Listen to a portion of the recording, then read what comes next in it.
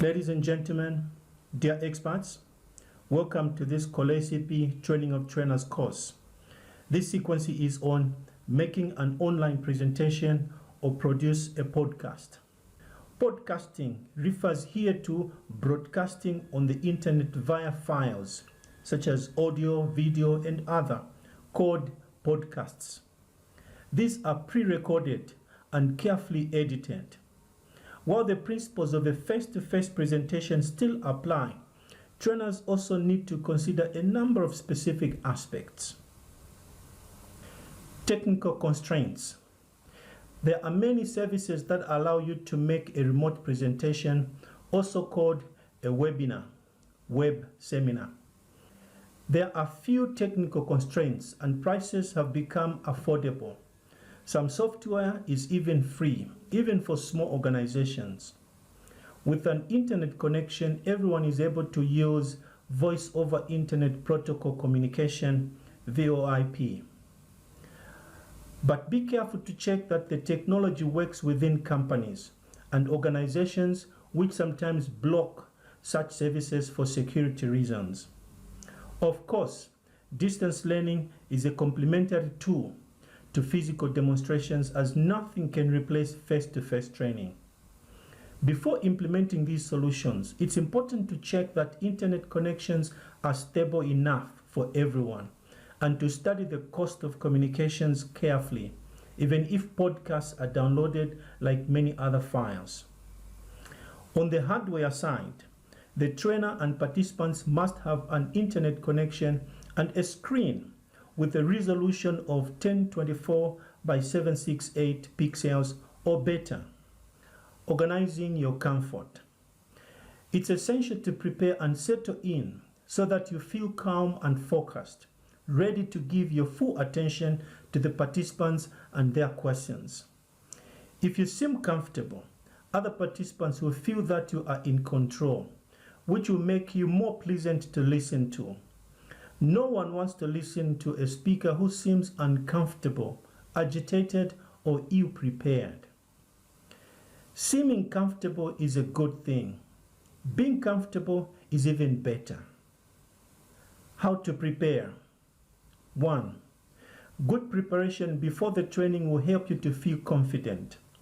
This includes rehearsing any presentation aloud and timed to ensure that you don't overrun and that everything is working properly. Network, microphone, camera, etc. 2. The glass of water is your friend, as long as you don't spill it on your computer. 3. Adjust your camera so that your eyes are 2/3 of the way across the screen, whether you are sitting or standing, and make sure that the camera is more or less at eye level.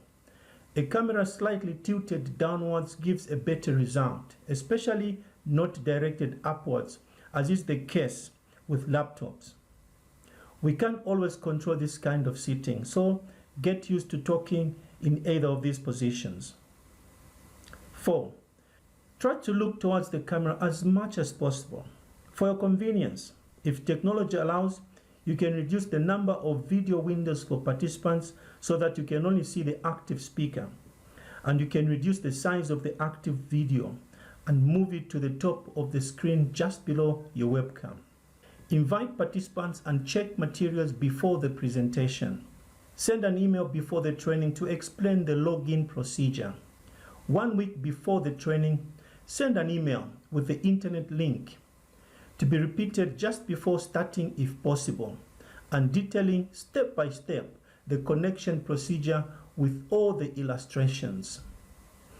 Ask them to test their browser now, and in case they contact you. Don't forget to test your equipment 30 minutes before the beginning of the training in case of possible technical problems, such as PowerPoint not ready, sound or microphone not working, etc. A good tip: ask your participants to test their audio and video before the meeting. Audio and video that doesn't work is the main reason most video conferences don't start on time. Improve appearance. You didn't sleep well and look bad during your remote presentation. Some programs offer a touch up my appearance filter. Just go to the video options to activate it, and the filter will take care of giving you a slightly more pleasant complexion in video.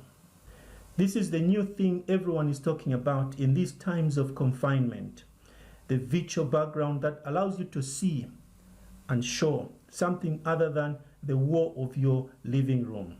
Several animated backgrounds are available and you can add your own content.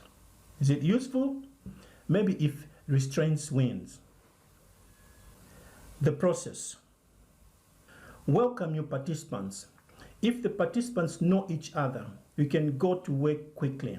If not, you can ask them to briefly introduce themselves. Before you begin your presentation, make sure that participants are ready to start and will not interrupt the session.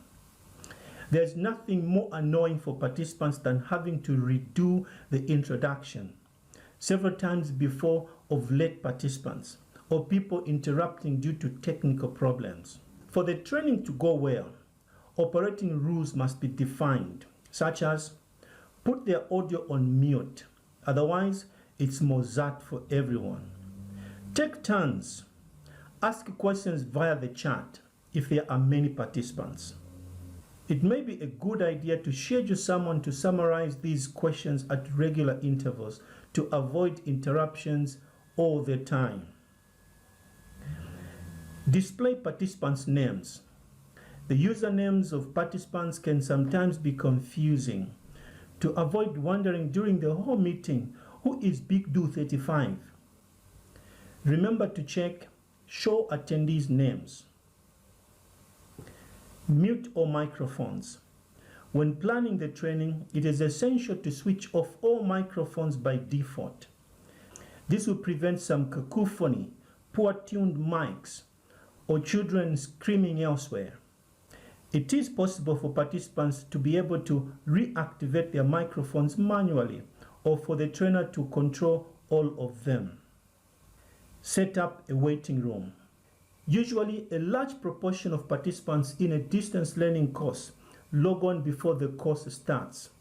It is important when scheduling the video to remember to check the activate waiting room option, as well as open access to the meeting before the facilitator arrives, so that attendees can log in if the meeting is running late.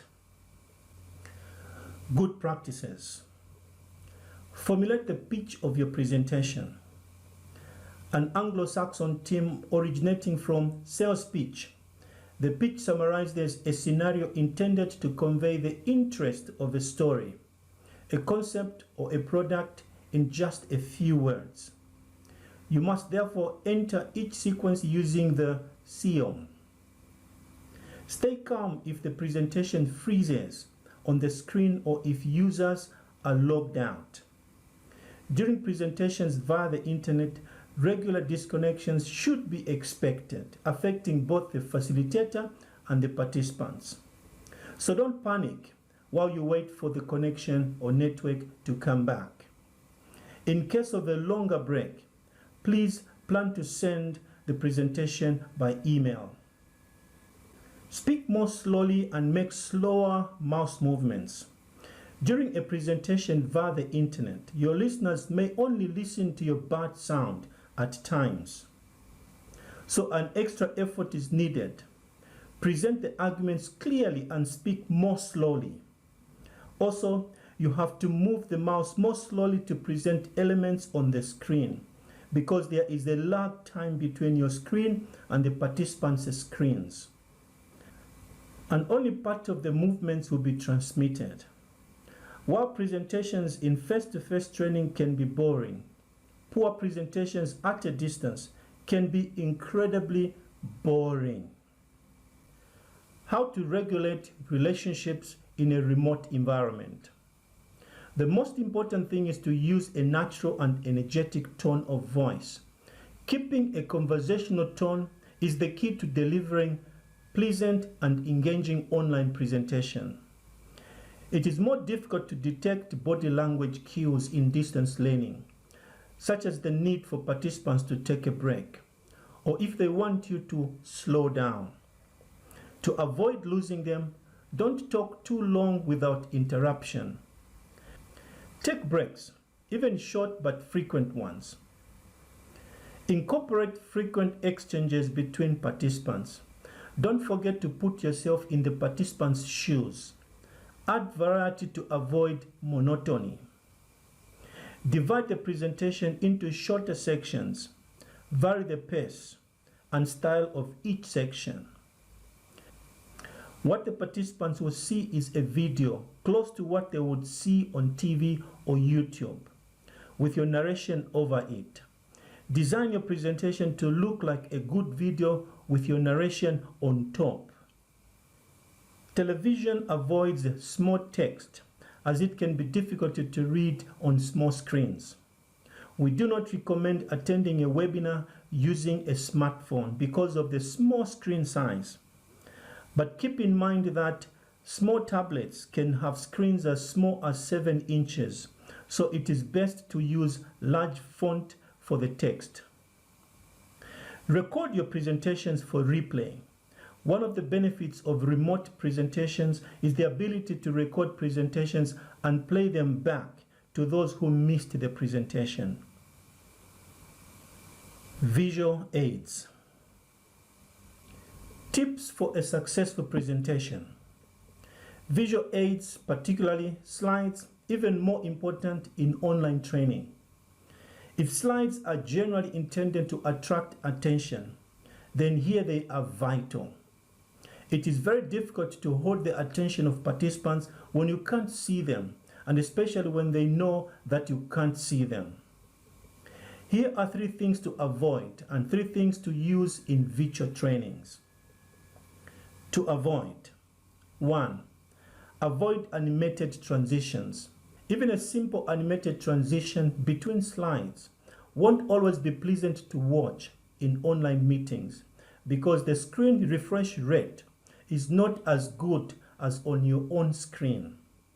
Make things appear at the right time on your own slide using the animation function, but only use the appear animation so that participants don't see a failed attempt to move, zoom, or fade in, and certainly not bounce. 2. Avoid sound and video. For the same reason of slow screen refresh rate, and also in case of sound quality problems, avoid showing too many videos in online training. Do not use sound effects. And it should go without saying, but please, no animated GIFs. 3. Avoid gradation. Gradient backgrounds can be very beautiful on your screen. For example, when the background changes from one color at the top of the screen to another at the bottom. When you share your screen online, what participants see is often a lower resolution version of your slides with a lower color resolution. This means that what you see as a smooth gradient can be seen by others as a series of horizontal stripes. It is therefore preferable to use solid color backgrounds, well contrasted with the text. Tips to use. 1. Use a slide that gives the structure. It's important to use those slides so you don't lose the participants. Let's be honest. Some people can be distracted by an important email, a phone call, or a child, and miss a few minutes of your training. Don't let them get lost. Be sure to regularly show a slide that gives participants the agenda or structure of the training, points covered, and highlights where you are now. 2. Use annotations. You can't use your laser to point to a part of your slide as you would in a meeting room, but there are even better tools. You can use traditional PowerPoint tools to highlight items, sketch them, etc. And some online systems such as Zoom also give the presenter commands to use a highlighting feature. Try them out to see what works for you. 3. Use visual breaks. In a face-to-face presentation, Simply inserting a blank slide represents a visual pause, as if the screens were temporarily turned off and the audience could focus on the presenter again. But in online training, if you show a blank slide, people will think there is a technical problem. You could choose to use an almost blank slide with the logo in the center, or you could simply pause screen sharing so that people see you talking instead of your slides until you need the slides again. After all, the most important visual of all is you, with your expressions and gestures. Always remember that the slides are there to illustrate what you are saying and to make your point clearer, more important, and more memorable for the audience. Always think about what you are going to say before you think about how you might illustrate it, if you need illustrations at all.